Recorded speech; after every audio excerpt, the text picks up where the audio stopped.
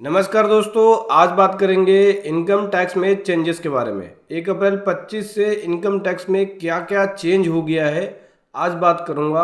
बहुत सारे चेंजेस है जो 1 अप्रैल 25 से अब आपको इनकम टैक्स में देखने को मिलेगा। उससे पहले बताना चाहूँगा, जो भी भाई बंधु मेरे चैनल पे पहली बार है, इस वीडियो को पहली बार देख रहे हैं, जिन्होंने अभी तक सब्सक्राइब नहीं किया सब्सक्राइब कर लीजिए, साथ ही साथ बेल आइकन पे भी क्लिक कर लीजिए ताकि इस तरह का कंटेंट आपको मिलता रहे। तो चलिए समझते हैं इनकम टैक्स के अंदर 1 अप्रैल 25 से क्या क्या चेंजेस है।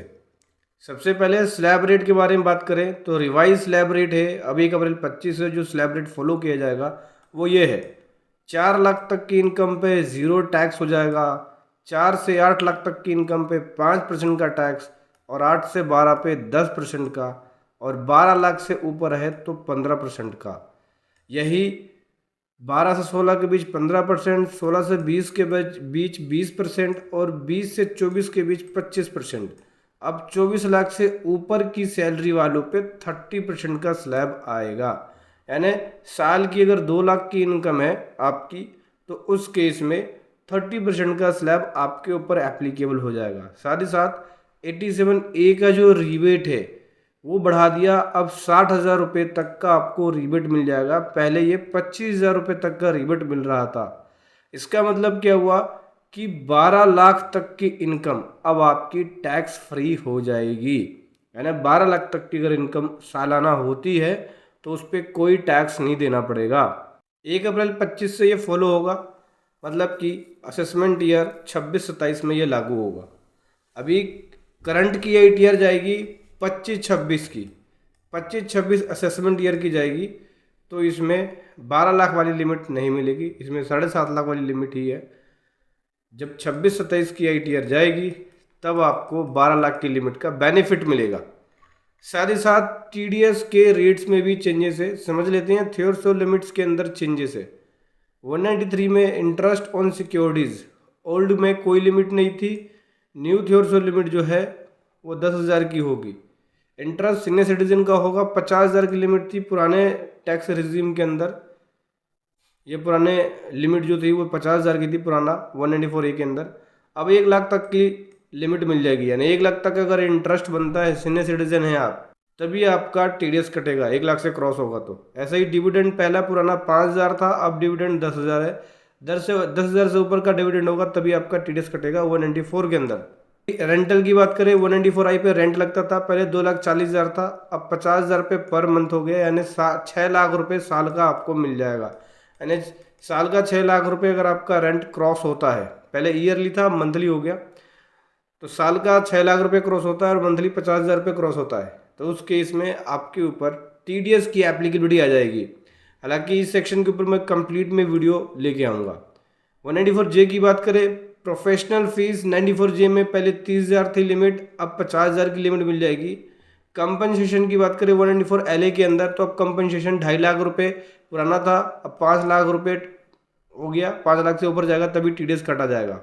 ये दोनों ही सेक्शन 194J और 194I के डिटेल में वीडियो लेके आऊँगा कि कैसे इस पे सेक्शन अप्लाई होगा और किस हिसाब से लिमिट बढ़ेगी। अगला बात करें TCS के बारे में, तो TCS में क्या क्या चेंजेस कर दिया। ओवरसीज टूर है या LRS है 206C1G के अंदर, पुरानी 7 लाख की लिमिट थी, अब नई 10 लाख की लिमिट मिल जाएगी। 10 लाख को क्रॉस करेगा तभी TCS काटा जाएगा। 206C1G के अंदर एजुकेशन लोन 7 लाख रुपए था, उस पर TDS कटता था थ्योरसो लिमिट, अब कोई भी लिमिट नहीं है, ना ही कोई TCS है। परचेज ऑफ गुड्स का होता था 206C1H के अंदर होता था, 50,000 की लिमिट थी, अब कोई भी TCS नहीं है। यानी इन दोनों पे TCS हटा दिया, परचेज ऑफ गुड्स का और एजुकेशन लोन का TCS हटा दिया। टूर पैकेज पे अभी भी कंटिन्यू, लिमिट बढ़ा दी 10 लाख कर दिया। अगला जो बात करें दोस्तों अपडेट है ITR U के बारे में। अपडेटेड रिटर्न जो आप फाइल करते थे 139(8)A के अंदर, पिछले 2 साल की ITR को आप फाइल कर सकते थे अपडेटेड ITR के अंदर, अब आप 4 साल का कर सकते हो। 48 महीने तक का टाइम लिमिट एक्सटेंड कर दिया, 36 नहीं 48 महीने तक का टाइम एक्सटेंड है। यानी पिछले 4 साल की ITR को आप ITR U के अंदर कर सकते हो। 4 साल का ITR U में और 1 साल का करंट में, इस प्रकार से टोटल 5 साल की ITR अब आप कर सकते हो। अगर बैक ITR करनी है, बैक डेटेड ITR करनी है, तो ये चेंजेस भी आपको अप्रैल 25 से देखने को मिलेगा। फिर दोस्तों बात करें चेंजेस के बारे में, रेम्यूनरेशन की जो कैलकुलेशन होती है पार्टनरशिप फर्म के अंदर जो रेम्यूनरेशन देते हैं उसके अंदर चेंजेस है। जैसे पार्टनर सैलरी बोल सकते हो आप, पार्टनर सैलरी जो देते हैं उसके अंदर चेंजेस है, उसकी कैलकुलेशन में चेंजेस अब आपको देखने को मिलेगा 1 अप्रैल 25 से। अब इस प्रकार से कैलकुलेशन करनी है। पुराना जो मेथड था, पुराने मेथड के अंदर हम कैसे कैलकुलेट करते थे कि 3 लाख तक का अगर प्रॉफिट है तो 1.5 लाख रुपये या 90% बुक प्रॉफिट का, तो 3 लाख का अगर आप 90% निकालोगे तो 270।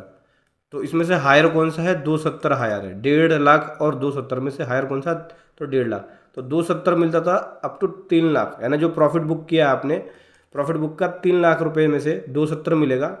उसके बाद 3 लाख के बाद का जो प्रॉफिट होगा 60% बुक प्रॉफिट का मिलेगा। तो 3 लाख के बाद जितना भी आपने बुक प्रॉफिट किया है, मान लीजिए 10 लाख रुपए किया है आपने, तो 10 लाख में तो शुरुआती 3 लाख का 90% यानी 270 मिल गया। बाकी 7 लाख है तो 7 लाख का आपको 60% मिल जाएगा। ठीक है, यानी 4,20,000 रुपये और आप ले सकते हो रेम्यूनरेशन, यानी 270 और 4,20,000, तो 6 हो गया। 690 तक का आप रेम्यूनरेशन बुक कर सकते हो। ठीक है, पार्टनर सैलरी बुक कर सकते हो। न्यू लिमिट में बढ़ा दिए लिमिट 3 लाख रुपए तक। जो था वो मेथड वही सेम है, बस इसमें लिमिट बढ़ा दी है। पहले 1.5 लाख रुपए की लिमिट थी, तो 1.5 लाख रुपए या फिर बुक प्रॉफिट का 90%। तो बुक प्रॉफिट कितना है? 3 लाख रुपए तक मैं बुक प्रॉफिट बुक कर रहा हूँ, तो जो प्रॉफिट है, प्रॉफिट का शुरुआती 3 लाख में 90% निकालूंगा तो 270 आएगा। ठीक है, और 270 और 3 लाख, इसमें से ज़्यादा कौन सा होगा? 3 लाख, तो 3 लाख रुपए लेंगे। फिर बाद का जो प्रॉफिट होगा, टोटल प्रॉफिट में से शुरुआती 3 लाख पे तो उसका 90% या 3 लाख, इसमें से हायर कौन सा हुआ? 3 लाख, तो 3 लाख रुपए रेम्यूनरेशन हो गया। ठीक है, इसके बाद का जो प्रॉफिट का पोर्शन होगा 3 लाख के बाद का, उस पर 60% मिलेगा बुक प्रॉफिट का। तो सेम यही है, अगर 10 लाख का ले इसमें भी न्यू लिमिट के अंदर, तो 3 लाख रुपए तो आपको ये मिल गया, और 7 लाख के ऊपर अगर आप 60% निकालोगे तो 420 आएगा। 420 प्लस 3 लाख रुपए कितना हो गया? 7,20,000 रुपये। यानी पहले रेम्यूनरेशन मिल रहा था आपको 6,90,000, अब आपको 7,20,000 रुपये का रेम्यूनरेशन मिलेगा। न्यू लिमिट में रेम्यूनरेशन आप ज़्यादा ले सकते हो। ठीक है, एक और नया सेक्शन होगा जो कि पार्टनरशिप फॉर्म के लिए होगा, 194T पार्टनरशिप फॉर्म के लिए होगा। जब भी पार्टनर को remunerations, salary, commissions, bonus, interest on capital दिया जाएगा, तो उस केस में इस सेक्शन के अंदर टीडीएस काटा जाएगा। ये टीडीएस के लिए है।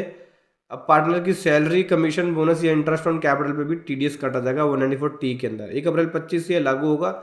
जब भी आप पार्टनर को सैलरी दो, कमीशन दो, इंटरेस्ट दो, तो आपको ये टीडीएस काटना होगा। इसमें थ्योरशोल लिमिट होगी 20,000 रुपये से अगर क्रॉस हो जाता है इन सब का अमाउंट, तो टीडीएस एप्लीकेबल हो जाएगा। 20,000 से कम रहता है तो नहीं होगा।